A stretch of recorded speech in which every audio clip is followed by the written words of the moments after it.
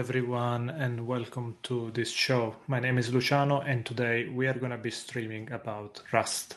I'm generally joined by my friends Eugen and Roberto. I hope that they will be able to make it at some point later during the show, but if not, we are just going to do some Rust together and do some graph data structures. So what we generally do in this channel, if you are new to this stream, is basically try to solve advent of code challenges with Rust, and it's just a nice excuse for us to get to learn some Rust. We are traditionally developers coming from higher level programming languages like Python or Node.js, so we are trying to learn Rust, and it's just a great way to do that while solving advent of code challenges.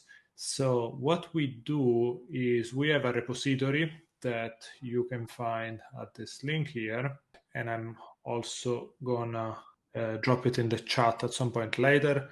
But basically, we have some solutions from last year, 2021, and we are going to go and review them. And today's stream is basically all about doing them in we have like a graph problem and we have a solution in Rust, so we're going to go over it. I think Roberto is here, so let me add him to the show, and then we'll take it from there. Hello, Roberto. How are you today?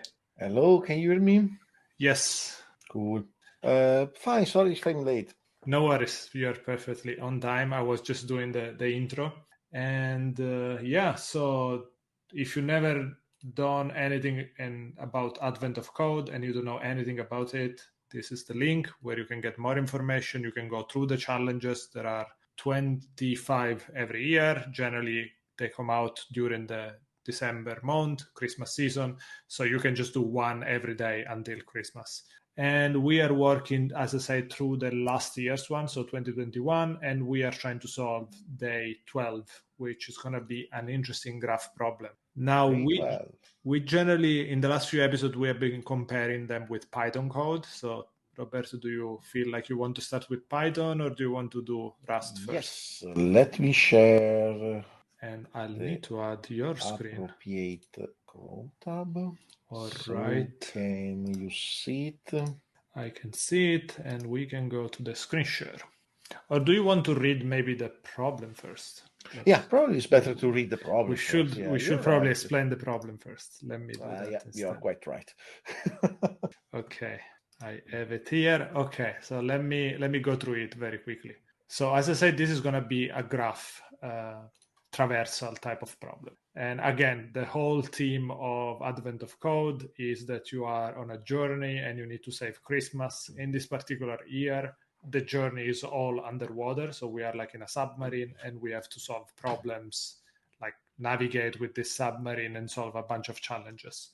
So today we are working in, like, we are in a cave system and we basically have to figure out how to get out of it. And we can map this cave system as a graph, so we can tell which caves are connected with each other.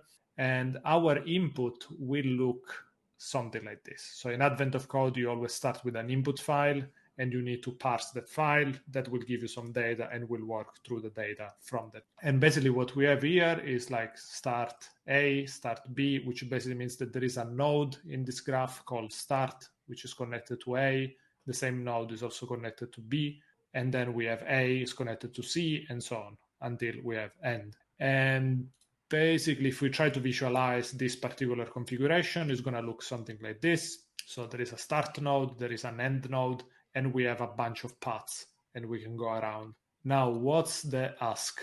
Your goal is to find the number of distinct paths that start at the node start and end at the node end. And we need to visit small caves more than once. Now, we didn't explain what small and big caves are.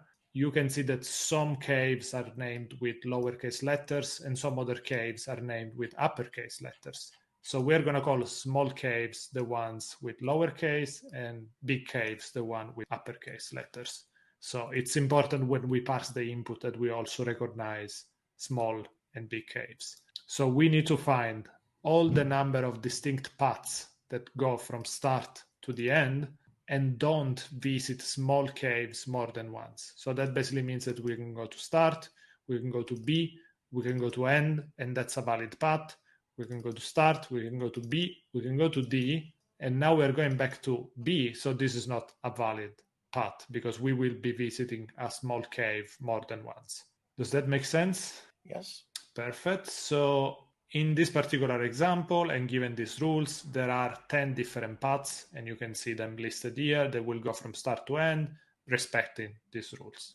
I think with these rules, we can visit the big caves as many times as we want, or not? Yes.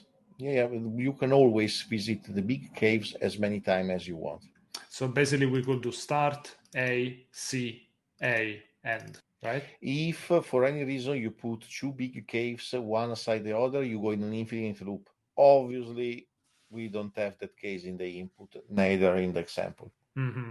Because you have two big caves, you start bouncing between the two of them, and you never finish. Never exactly. Going out. You have infinite way of traverse the graph at that point. But obviously, our input forged in a way that is not happening. Okay, here we get a different example, which is slightly bigger.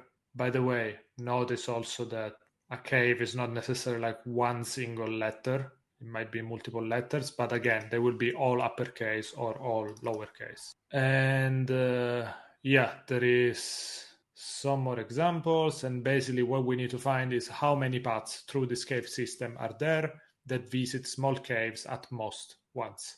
And with my particular input, this is the answer we need to find. Okay, now I'm going to switch to your screen for the first Python solution. So, first Python solution. Here we have the input. Mine is probably different from yours. I can try to replace this one with yours later. Mm-hmm. Is our input. Here, what? Okay, this is... okay, this is the visualization of my input. I'm taking... sorry, the scroll is going around. I import NetworkX, that is a library to do graphs with Matplotlib. I do the parsing in this line. I split on the dash all the inputs. I add an edge to the graph, and then I draw the graph. Very, very simple code, and this is our input graph. The start is here, the end is there, and this is the cave system that I have in my input. Given this one, we go to part one. Part one is this. I import some default dict, named tuple. I create a named tuple called state that has current and visited. This is the parse function. So given the input, I create my graph that is a default dict of set. It means that from a node, I can go to a set of nodes, because obviously a cave can be connected to more output cave. Let's see an example in this graph. TF is connected to a lot of places. And so TF will be connected to a lot of, and that is a set of node, obviously, not a list, because you can only have a node once in this collection. Here I do the same. I split on the dash for every line. I don't add to the graph for my traversing the direction that goes to the end or to the start. So I don't reconnect. The start goes to LF, but LF doesn't go to start. And I return the graph as a dictionary, so a map of node to a set of node. Now, part one. What is part one doing? Part one is creating a stack with the nodes and with the current path that I have to still go through that start from start. Makes sense. And I mark start as visited. Remember that state has two parameters, current and visited. I'm currently in this state, I'm currently at the start node, and I visited the start node. Return is initialized to 0, and is my return value that I will return later. So it's my counter of the number of paths I went through, while I still have valid path to go through. I pop from the stack. Here I could have used the queue instead of a list. That is just an optimization. Is that a depth first type of traversal or not? Or it doesn't matter? That first is for trees more than for graphs. I go from left to right. I go for the shortest path that I have in the stack to the longest one. Okay. Yeah, that's fair, because you don't really know. Yeah, like you don't have a concept of children or parent. You just keep visiting everything. So you always push the new options to the stack, and here you are going to be popping the next step. Okay. I can pop from the front, I can pop from the back.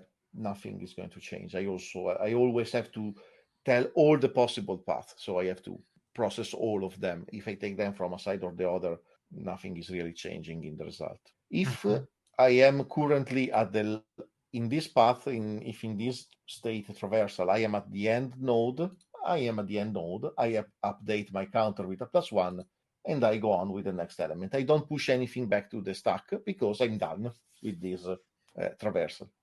Instead, if I'm not in the end node, I take all the possible destination of this node, so all the X for my current graph current. Graph current gives me a set all the possible destinations, and of this set, I take only the one that I don't visited yet. So if I am in LF, and it's the first time that I am in LF, I will have only visited start and TF.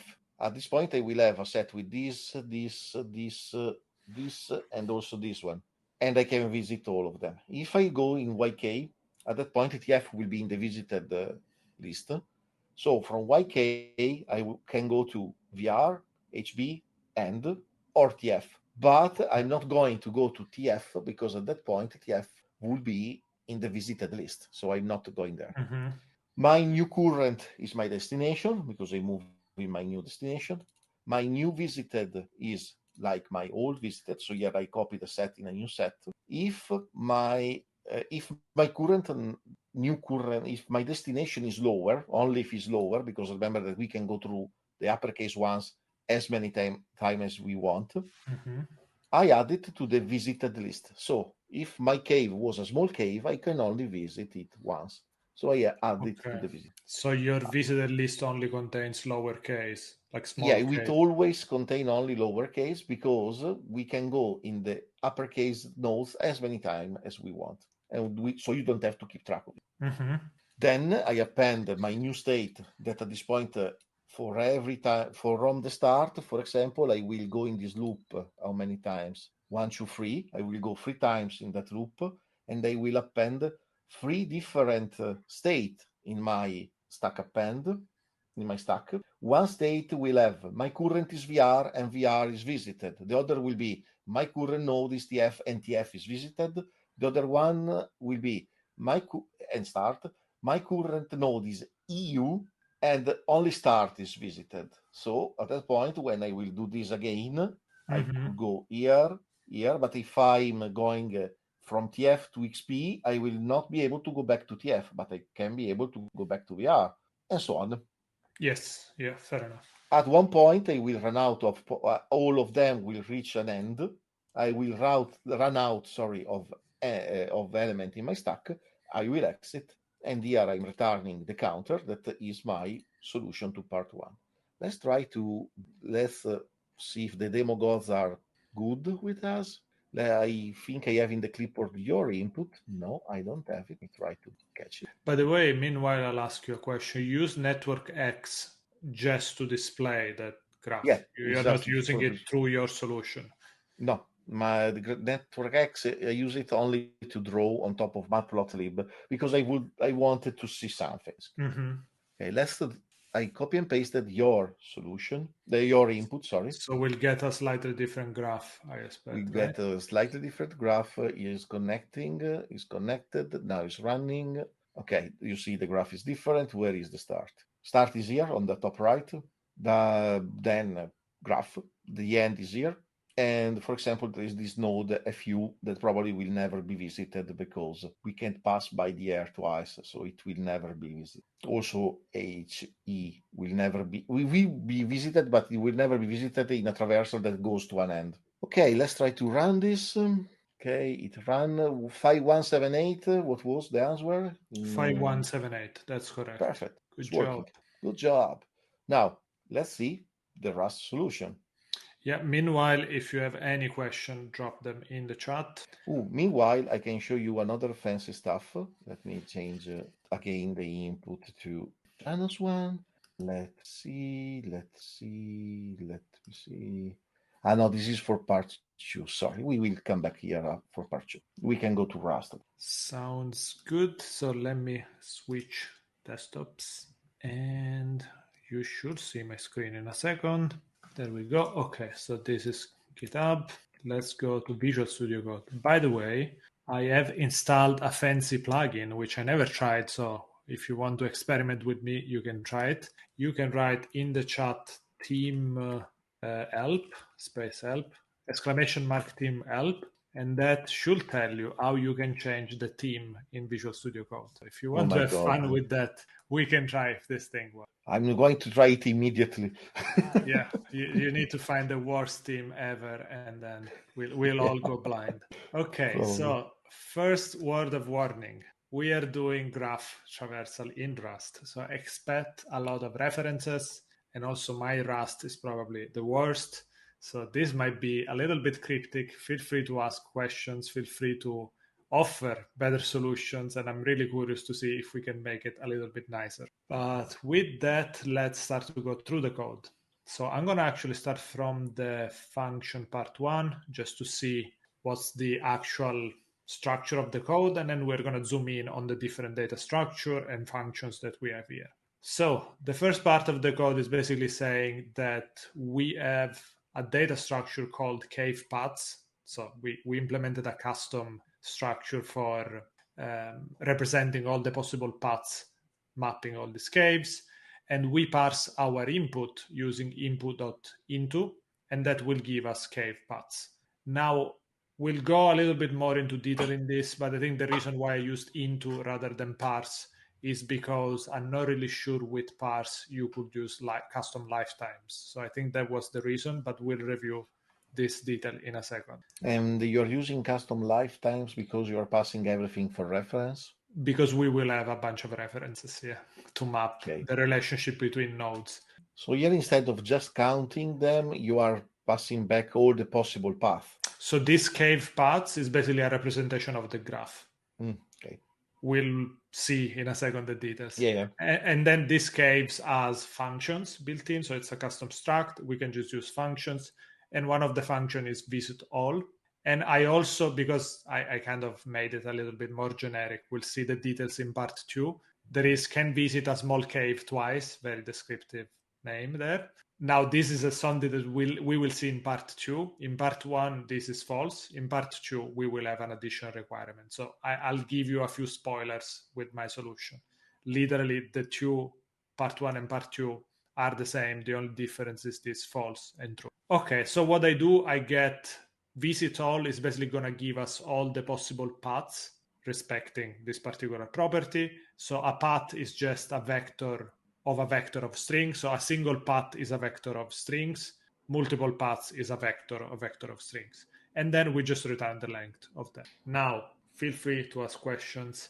Otherwise, I'm going to zoom in into cave paths.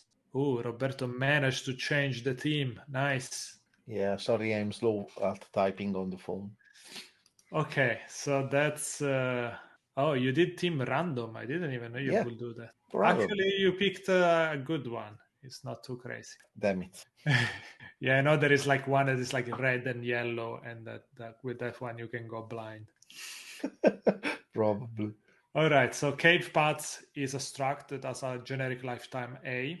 And what we do, this cave paths is just like a adjacency list, if I can pronounce that. So basically we represent that as an hash map that connects a string with an hash set of other strings. So basically what that means is that a node is represented as a string, and then a node is connected to multiple nodes, and these nodes are unique, so it's a set of other nodes. And the reason why we're using a reference is because this is a str, so we are not allocating strings, but we are just using the same references over and over, which is nice because in the input we'll be able to produce str.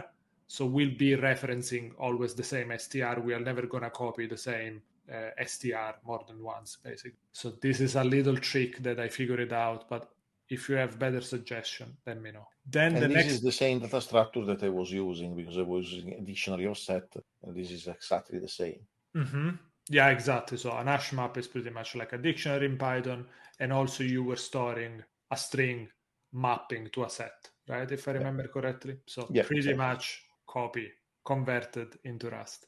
Okay, then the first thing we implement is this from function, which allows us to go from a generic string, which is going to be our input. So our input is going to be an str with with the static lifetime because it's embedded in the binary.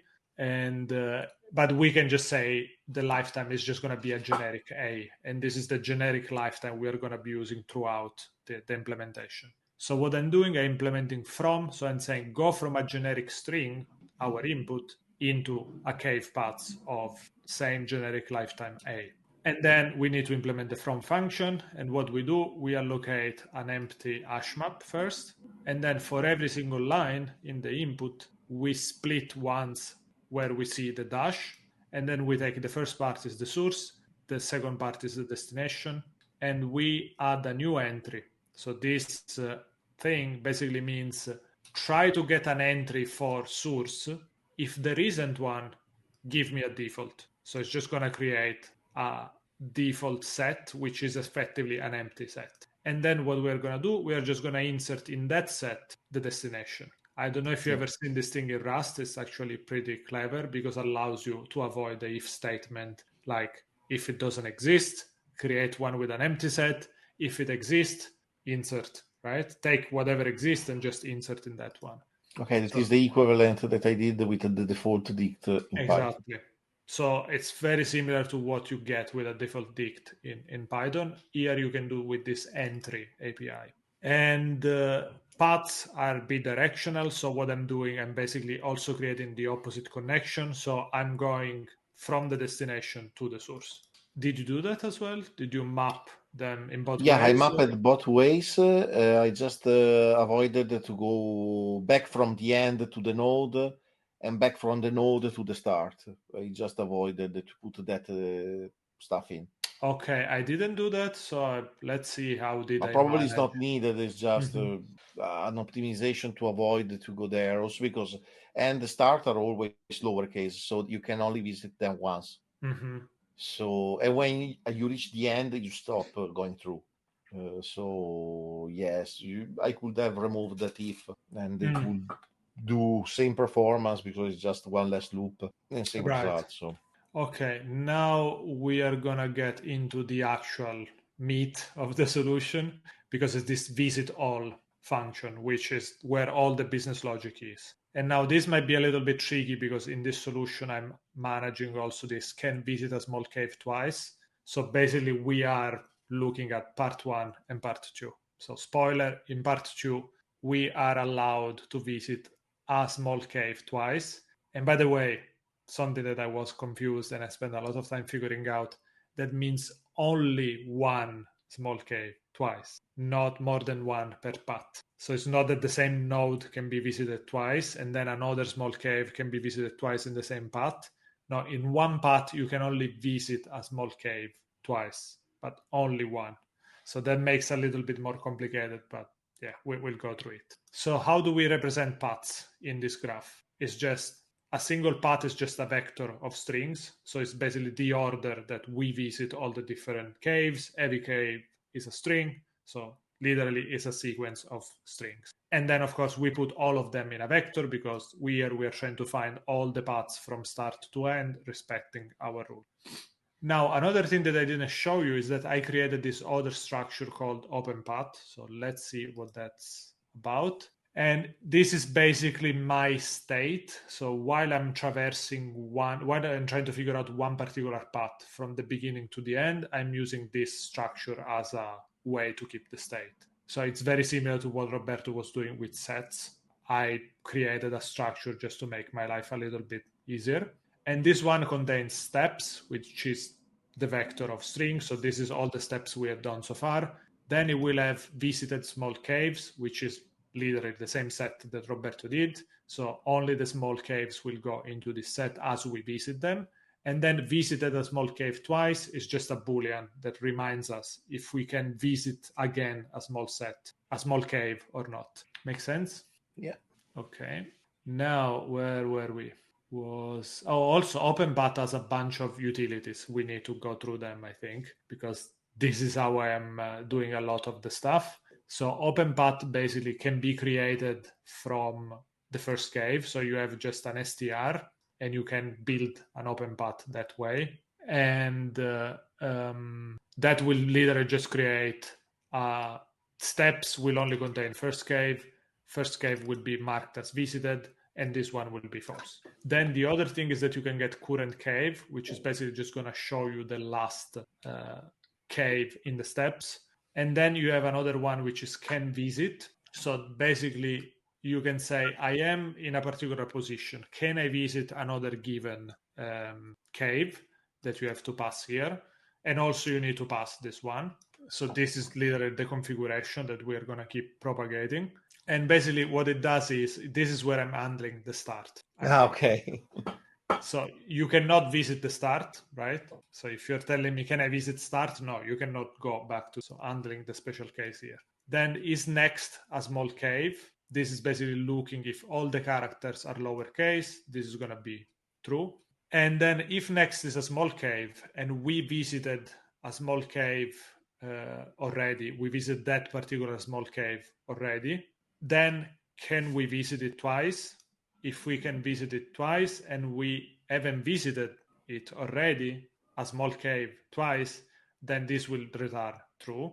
Otherwise, we return false. And also, if we cannot visit a small cave twice, it immediately returns false. Now, there is maybe a way I could have written this expression in one single expression, but I found this one more readable, to be honest. And then finally, we return true. So if it's not a small cave, or if we go through this and we just come out. Actually, no, this is if it's not a small cave, this is the else of this one. Or if it's a small cave and we haven't visited it yet, right? We end up in this true. So this is basically, can I go from A to B? True or false. And finally, the other thing is extend. So extend is basically saying, okay, let me actually enter the next cave. So this is going to update the state with the next cave. So it's going to clone the current path, and then it's going to check. So if the next cave is small, it needs to be added also to the list of the visited ones. So this is doing all of that. And then, which, by the way, this is maybe a little bit suboptimal because I'm doing the check twice. It's the same check we do here, but it's just make it nicer and decoupled. We can see later on if we can remove this duplication. And then what else are we doing? Is first visit is basically checking. Oh yeah. So basically we are inserting it in the list of visited cave. If this one will return true, it basically means that it was actually inserted in the set. If return false, it means that it was already there. So we get is first visit true only if we were actually inserting this element for the first time. But if it's not the first visit, then we need to set our state to say we are visiting a small cave twice. Right now. So this is why this function is convenient, because now I have all my rules abstracted in this open path, and I just need to use open path correctly as I decide which node to visit next. Yeah, and then you add it to the extended open path and you return it. Exactly. And that's pretty much it, I think. So we can go back to the solution that we can go back to the solution, which we were looking at this visit all. So we were on line 85. We are in line 85. So what we do is basically now we have a vector of open paths. This is literally, we are going to aim to build a vector of open paths, and then we just return all the ones that arrive from start to end. So we start from start, right? And we saw that we have a function called from that we can give it a string, and it's going to give us an open path. So this is like we could have called it new if you wanted, right? Now what we do is while open path is empty, while it's not empty. So this is something like a stack where we... Yeah, this is like my stack in Python. Exactly. What we do, we get the current path by doing a pop. Oh, here we could have done that while let. So let's remember that because we can combine these two lines. Yeah, like we did the last time. Mm-hmm. And current cave is the current cave. Current cave is the current cave. So this is just for simplicity. Now here what we do is, what are we doing? If we have a destination caves. If we have the destination cave, so from self self meaning cave paths, if in the adjacency list we can get the current cave, so basically we're trying to see all the possible destinations from that node. Yeah. So these are all the adjacent caves from the current one.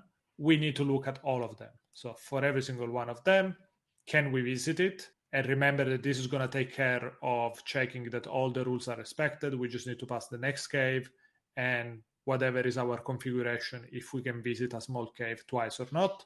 And if we can visit it, then we just need to extend the current path, and this is going to give us a new path. So this is literally just going to create a new object. And then basically, if the next cave is end, then this is a valid path from beginning to end. We just need to push it to the solution. And look that we do dot steps, because dot steps is just the pure vector of strings. So we are just pushing the vector of strings into the vector of strings. Otherwise, we just need to push this to the list, to the stack of open paths. So we say, okay, this is still an open path. We haven't found the end yet.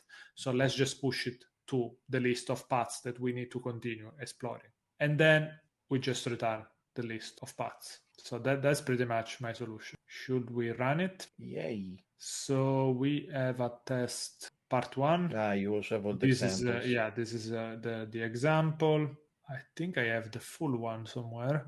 Yes, there you go. Part 1. Let's test it. It will build everything because I just updated Rust. Something new in the new version that you I saw? honestly didn't even check. I think they improved something performance-wise with incremental builds or something like that. But I don't know if there is any syntactic improvement.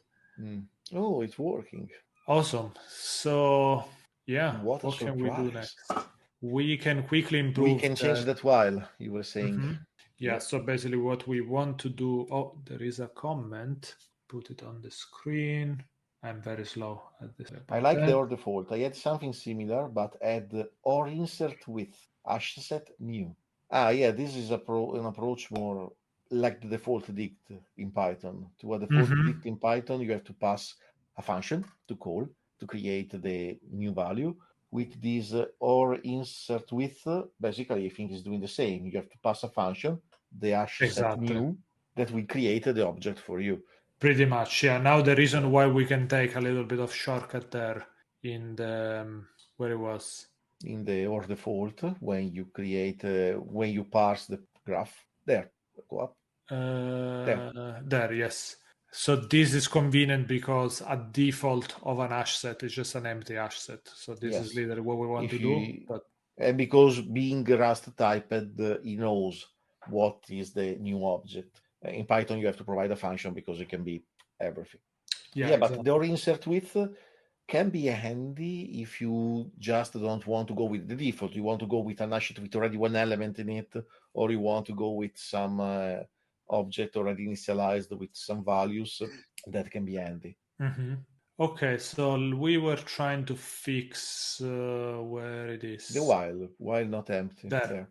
Yeah, so what we can do is let some current path equal basically this one, open path pop, without the and wrap. we don't need to unwrap because the pattern match will unwrap for us. And at this point, we can remove this line, save. And basically, this is a little bit more concise because as long as we can get a some current path, the while is going to continue. The moment where we have a none, which basically means we were not able to pop, that means that also that our original stack is finally empty. The while is going to stop. So this should be literally equivalent to the previous one. And I'm going to try something new. And I'm going to try to do a prediction. Does it work? And you should be able to say yes or no. Oh my God, what is a prediction? And let's see if that works for us. Prognostic. Oh my God. And I can answer somehow. Let's see. You should see it in the chat. I probably misclicked because it just showed me. I don't know. Oh, I think you need to. Okay, maybe I'm terrible at this stuff. I'm still learning Twitch, so please give me some slack. You gave just 10 seconds. In 10 seconds, I can't even read. I can try again. Let's try again. So, delete this one. Also, the phone UI is terrible. Will it work? Yes. You are also creating the text on the fly. Oh my God. So high tech. Okay. Can you do it? Because I cannot do it myself, which is good. I cannot vote myself. I can't vote. Sorry. Probably because you are a moderator. Okay, if anyone in the Okay. chats wants to try, feel free. Yeah, ask us with a message, please turn it on again. Let's try again. Exactly. I can't vote, I can only see results. But yeah, like you said, I can. Could be because I'm a moderator. Any Okay. case, let's try to run the test. Let's try to run the test, and you'll get the spoiler so you can guess the right Yeah. question. Let's see. Building. Yeah, still works. Let's try part 2 as well, because Let's read part 2. we know that part 2 is pretty much implemented in this solution, and then we'll see the Python one. Cool. Okay, so it did work. Now I just want to see what happened. Oh, somebody voted. Somebody said yes. Good job. And now I think you will get some sort of points system. Let's see.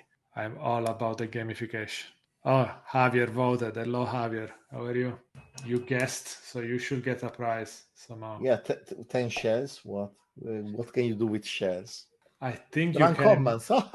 you can run command. Yeah, some sort of command there, but we should be able to customize them at some point. Pretty cool. Okay. So should we switch to Python? Do we want to read part 2? We already spoiled part 2, but just Yeah, let's read it very quickly. yeah. So part 2, what it's saying is big caves can be visited any number of times. A single small cave can be visited at most twice, and the remaining small caves can be visited at most once. Now, this is not the most understandable, I suppose, or at least I didn't fully understand it the first time. So basically, what it's saying, my interpretation is that as you go through the paths, if you find a small cave that you can visit again, you can do it. But as soon as you do it once, as soon as you visited a single small cave more than once, then you cannot visit again any other small cave that you have already visited. So that's a little bit the trick there. And basically, with this new rule set, how many paths through this cave system are there? And we saw that we implemented this solution with that open path state that was checking if it was possible to visit a small cave twice. If we were trying to extend to a small cave, it would update the flag to say, I already visited a small cave twice. So the next time somebody's going to ask me to do the same, I'm going to say, you cannot visit this path because you already applied the special rule. Okay. Does that make sense? Do you want to receive the code again, or No, it does make sense. And the answer is 130,090. Yeah. So we can compare with your solution. Yeah. So give me a second to switch the desktops. Okay. So here, part 2, the parsing is the same as before. The state is the same. I start from start. This time, instead of having a stack, I have a dictionary. I will explain why. Start with return to 0 while I have my stack. I take my current and my visited by my stack, same as before. If there is more than one node, one lowercase node, visited twice, so here I'm doing in Python, take one for all the visited values of my dictionary, only if the value is equal to 2. If the sum of this number, so if I have more than one value that is equal to 2, it means that I'm trying to visit a second small cave twice. If I'm trying to visit a second small cave twice, I discard this path because this path must not be counted. So I continue. I popped it from the stack. This path is dead. I'm not pushing anything to the stack. Game over. Then again, if I'm at the end, I count +1 and I add nothing to the stack because I'm done. Mm-hmm. Again, give me all the destination starting from the current position of graph if they were visited less than twice. So I'm not taking all the ones that are not visited. I'm taking all the ones that are visited less than twice. My new visited is a copy of the old visited. If the destination is lowercase, new visited is the old visited +1. This is a trick to have a default dict of int in Python. Mm-hmm. You take a dictionary, you get the destination. If the destination is not there, so it means that you never visited it, you take it as a 0 and you add 1, and then you set it back to new visit. This could have been done with this default dict of int. We can do the change and try to run it again later. Okay, that's Then interesting. I append back again to the new visited one. I return the counter, and the result is the same as Luciano. If we want to do the change, this can become a default dict of int. I think I'm already importing default from before. So doing this as a default dict, this can be simplified to this one. And also, can I simplify this? Let me think. I think we can also simplify this like this. Yeah, makes sense. Oh yeah, Here because you again, will get 0 basically, right? If it's not there. yeah. Here the problem is that now I have to create another default dict of int and update it with. Probably I avoided the default dict before because of. I think it's update with my. Not sure if it will work. Let's try again. It's always funny to see how much more concise your Python solutions Yeah, are. but see how much. Okay, this is in debug mode, and you can see the program counter moving, but you can also see how much slower this guy is. Well, that's not unexpected. This is running on a remote server inside a browser. I am in debug mode, so I can see, okay, a lot of excuses. Python is a slow language for computational tasks. For this reason, there's NumPy and other libraries that do this for you. The problem is that if you want to showcase a solution, you can say, oh, use this library, done. That's very funny. So we arrived to a solution at one point. Nice stuff that I want to show you. Is this your input or mine? Let me check. Is your input? Oh, start QS is yours. Start QS yes, is yours. Yeah, it is. Here we can do. Let's take it easy. Say a joke in the meantime. There is no command for jokes. Oh, you can implement one. Tell me a random joke. My Google Nest is turned off, so sorry. I can't ask him. So now it's taking more than normal. So I don't know if something crashed or if the solution is just so slower with the default dict for some reason. Make not a lot of sense to be slower, but did I made an infinite loop somehow? Yeah, I did an infinite loop. No, it worked. Okay. For some reason, it's just slow. Yeah. is slower with the default dict than with the manual handling of the +1, but the result is the same. So we changed from a normal dictionary to a default dictionary. We have a more clean syntax here and here, but we are slower. Something new. Python gets slow if you are nice. Here we have again network X. Here I did a little bit of playing around to try to create graphs. And here is a visualization. I wasn't able to make a second edge here, but come on, we can follow. Start, VH, NI, QB, NI, and this is one possible. Start, VH, NI, QB, NI. So here we are lacking an edge between QB going back to NI. Sorry, I was not able to tell Network X to show it. I'm working on that, but I was not able to do so. So those are not all of them because they are 130,000. Those are 25 of the first 25 way of traversing the graph. Start, VH, DR, then VH again, then NI, then end. And you here in top, you can see all the possible. Did you just take the first 25 or did you took the first sample 20. somehow? No, first 25. If you want a sample, we can add a random in the place where I break. No, I'm just expecting that, I don't know, at some point you might get longer sequences or not. Oh, well, we can. Current is and choose is only one, and the randint, we have to import randint, but and the randint of 0 to, I don't know, let's take 33%. Very good. I have to import where I want to run. Don't do that, guys. Don't try this at all. Don't. You have to import on the top of the file, not in the middle of the file. But is that just for convention or because there are weird side effects? Oh, there can be weird side effects, but more than that, conventions.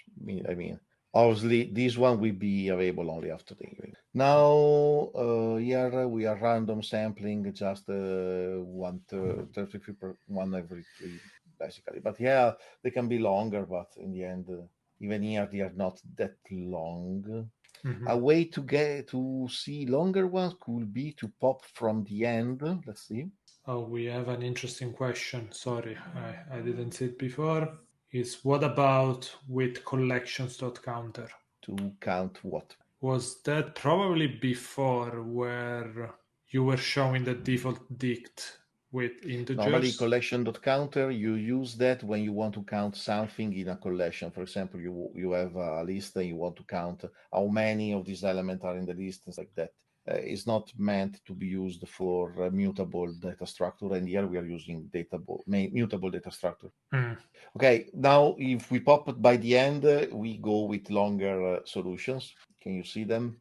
For example, Yeah, that's what I one. was thinking. That I'm not really sure why, but instinctively I was thinking that later, after the first 25, you will start to get longer. Because if you pop from the front, you start to finish the shorter ones first. Instead, if you pop from the right, you start to finish the longest one first. Mm. So those are one from the longest one that we can get. It could be interesting to see the code that you are using to generate these ones. Okay, here matplotlib is putting one on top of the other because I did the spacing. The code to generate this, if you want, we can go through it and we can change it on the fly.